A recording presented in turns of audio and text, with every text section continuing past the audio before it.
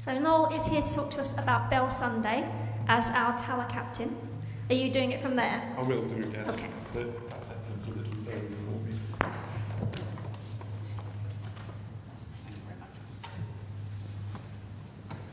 So, if we've heard, today is Bell Sunday. This is the closest Sunday to the Feast of St Dunstan, which is on the 19th of May. We heard last year on Bell Sunday from Melissa, and she spoke about St Dunstan being the patron saint of bell ringers. This year I'll be talking about why do we ring bells. If you listen to the collect, it probably gave you a jolly good summary, and I probably don't need to do my talk, but I'll expand on a few of those things that Jamie mentioned. But before I start on answering the question, I'll just mention that our offertory hymn today has been chosen because it talks about, probably much more poetically than I will, about some of the aspects of why we ring bells. For many centuries and millennia, bells have been rung worldwide for all the same reasons, to announce events. This, I suppose, is because they are loud and can be heard from a distance. They can also produce a very melancholy, evocative, and some may say tuneful sound. I'll now just explain the different ways that bells can be rung. Firstly, they can be struck with a hammer. This can either be mechanical or manual. So mechanical, such as clocks, and probably the most famous of these is Big Ben. Carillons of many bells could also be rung in the same way to make tunes. Next, bells can be chimed. This is when the bell is swung like a pendulum and the clapper inside hits the inside of the bell. Again, this can be done either manually or by the use of a mechanism. This is largely practiced on the continent. When several bells are rung together, this will result in a random order of the sounding of the bells, which in this country we frown upon a little bit. You may have seen the bells at the Vatican being rung when the new Pope was pronounced. Finally, full circle ringing. This was developed in the 16th century in England. This is what we do here. And to a lesser degree in a few other countries around the world. Full circle ringing is where the bell rotates 360 degrees to make each sound. Ringing full circle enables us to control the speed of a bell and ring in time with the other bells. This enables us to achieve a more ordered arrangement when we ring multiple bells together. At this tower we have 8 bells that can be rung full circle, but some towers may have as few as 3 or 4, but as many as 16. A few other numbers relating to bells are rung full circle. Here we go. Around the world there are 7,250, about 2,250, of 3 bells or more. About 6,780 of them are in England. So you can see that it really is a tradition that is concentrated in this country. And the heaviest bell in the world that is rung full circle is in Liverpool Cathedral, and that weighs over 4 tons. So, having explained the different ways bells can be rung, I've also mentioned at the same time the principal reasons why they are rung. As part of the clock mechanism, to play tunes, the carillon, and to make announcements. What we do in church towers around the country is principally to make announcements, which includes to celebrate and to commemorate events. Our church bells are most commonly heard on a Sunday before the 10 a.m. service. We are announcing to the local community that the service is about to start and to call people to worship. I suppose this stems from a time when most households did not have watches or clocks, and so they knew that when they heard the sound of the bells, it was time to get up, get dressed, and start running to church. We've carried on this tradition through the centuries, although the need for the bells to ring is not quite so necessary as it was, because we've all got our own alarm clocks now. But it's lovely to hear the sound of bells calling us to worship. As a bit of an extra in this church, has anybody heard of a bell that is rung during the service? 3 lots of 2 chimes. This is from our Sanctus or service bell. It's the 9th bell that we got right at the top of the tower. And this is just hung for chiming. What do you think that's for? Answers on a postcard, please. Anybody? Why do we ring this bell? When you get a new vicar. When we get a new... Yes, I forgot that one. Yes, so Jamie rang that when she got inducted as the vicar. With a little bit of assistance, but she rang the bell. There we go. Okay, so the reason why we do it is we ring it when the bread and wine are being blessed. And it's to tell those outside the church, maybe they're unable to get to church, that it's one of the most important parts of the service. So the bread and the wine being blessed, when they hear that, they know where we are in the service. We also ring bells for other services. And as Jamie mentioned in the collect, weddings, sometimes christenings, midnight mass. Again, we announce, to announce the service. Or when we ring for a wedding, we are announcing the celebration of the marriage. An added benefit of this is that we sometimes get paid for ringing for weddings. We also ring bells, not necessarily linked to a service, but in celebration of other events. Can anybody think of any examples? Coronation of the King. Coronation of the King, yes. What might we have done very recently? Whose 100th birthday was it? David Attenborough, yes. So I think people rang for David Attenborough's 100th birthday. So give bell ringers a reason to ring for something and we'll do it. So sometimes we ring in the new year as well. So just before midnight we start, we ring the old year out and we ring the new year in. During the war, the bells were noticeable by their absence and were silent.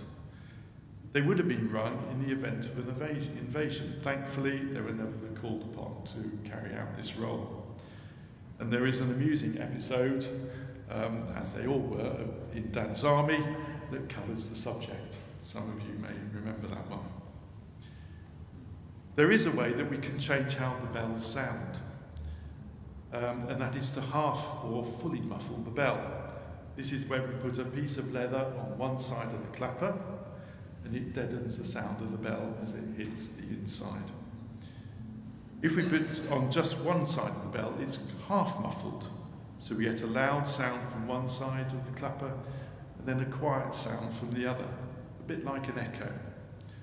Sometimes we might just ring a single bell for the same reason, and that's called tolling. And we remember doing that in a little while for the Queen dying. We'll ring the bells in this way for events such as the Remembrance Day service, and that's probably my favourite service that we ring for in the year, and for funerals. In the recent past, we rang for the passing of the Queen, and for this we fully muffled the bells. I'm now just going to pass over to Richard, one of our ringers at St John's, to tell us why he rings bells and what he gets out of ringing. Thanks, Noel. Yes, so as Noel said, he's asked me to say a few things about why I started bell ringing. So I actually started ringing bells 4 years ago, and it was down to Alan, in fact. So I just started coming to the church in early 22 after I'd moved to Caterham, and Alan said, have you ever thought about, well, after he'd introduced himself, have you ever thought about ringing bells? It often happens to people who join St John's. Unusually, I actually had, because I originally grew up in Northumberland, and a friend of mine's brother has been an avid bell ringer for many, many years, so I always wondered what it involved. Very quickly, I found myself being taken up to the tower and taken up to see the bells and the belfry. And within a few months, I was actually ringing Sunday, before Sunday services as well, which was a nice thing to do. What I hadn't expected, given that it was 2022 and I started, that we were suddenly going to have this phase of very significant events for bell ringers. So within a space of a year, I found myself ringing, tolling to commemorate the passing of Queen Elizabeth II and for her funeral. Sorry, I should have said first, for her Platinum Jubilee, which of course happened a few months before she died, and then of course the coronation of the King the next year. And I think that's probably a unique period to have all three of those events within a 12-month period, and that for me was just after I'd started ringing, so that's quite memorable and kind of firmed it up for me as something to continue with. Why do I actually like doing it? There are probably 4 reasons. I think one is being able to put something back into the church, but in a way that's very connected with the community. So Noel described the role of the bells to announce the service and when we're taking communion and for funerals, and historically, whenever somebody in a parish died, the bell would be tolled. Apparently during the years of the plague in London, they were tolling bells in the parishes so frequently that Noel's equivalent would have to stay permanently in the tower all day because it was happening every hour or so. So this is something that connects us with the people around us, and that's been quite important to me. Not only here, but you can go to any bell tower anywhere in the country and let them know that you're in the area, and they'll say, come along and ring with us. So I've found myself at practice nights in churches in London, in Norwich, in Northumberland, and I've rung bells before the service at a parish church in Northumberland where I was born and where I grew up. Just because I contacted them and said I was going to be staying in the area, all in 4 years.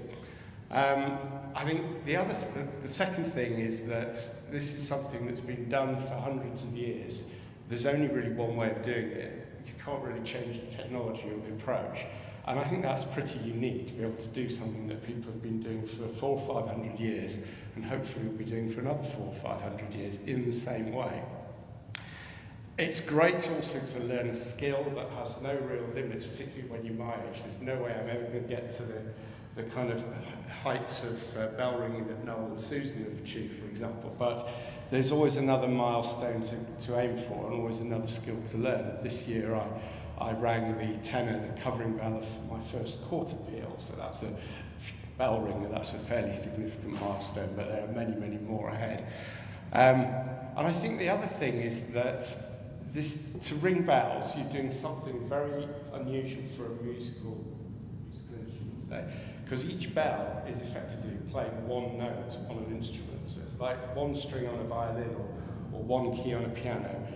You can only make it work if you're coordinating and collaborating with what we call the band, the others who are ringing. And that makes it a very special kind of musical instrument to be playing, because you're part of the instrument, you're not just playing the instrument.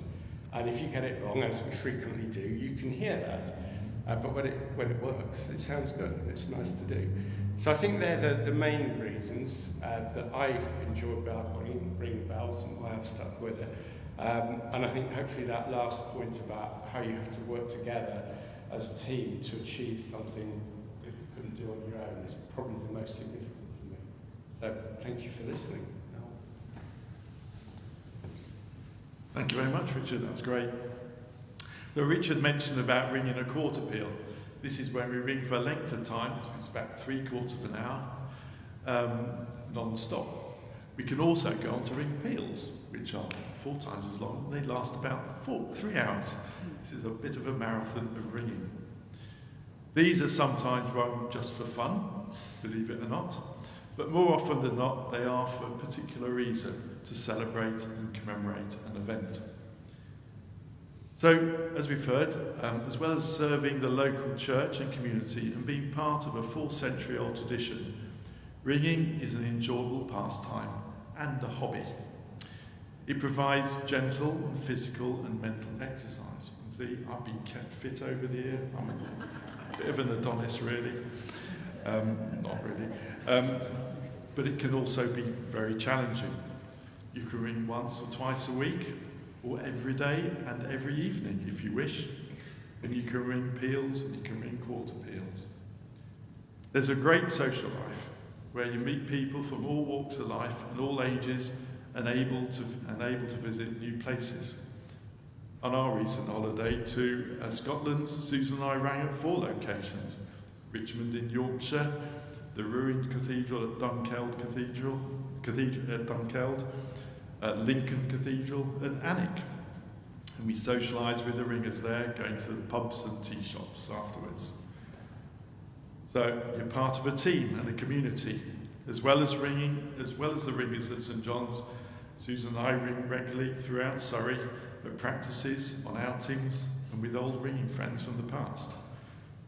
And it's been a large part of my life from the age of 8, little lad I was. And I wouldn't have met my lovely wife Susan if it wasn't for ringing. It's been a large... so that's probably about it. But part of the reason for this talk is that we're always looking for new ringers. So you've heard about how much fun it is and how challenging it can be. If you'd like to talk about it more, then please talk to me or one of our ringers, Richard, Susan, Alan, Melissa. And we've got some very experienced tutors, which includes me and others, to teach people. There's leaflets at the back which you can take home with a bit of additional information, so please do that. So I'm going to finish there. I hope you found it interesting, and thank you very much for listening.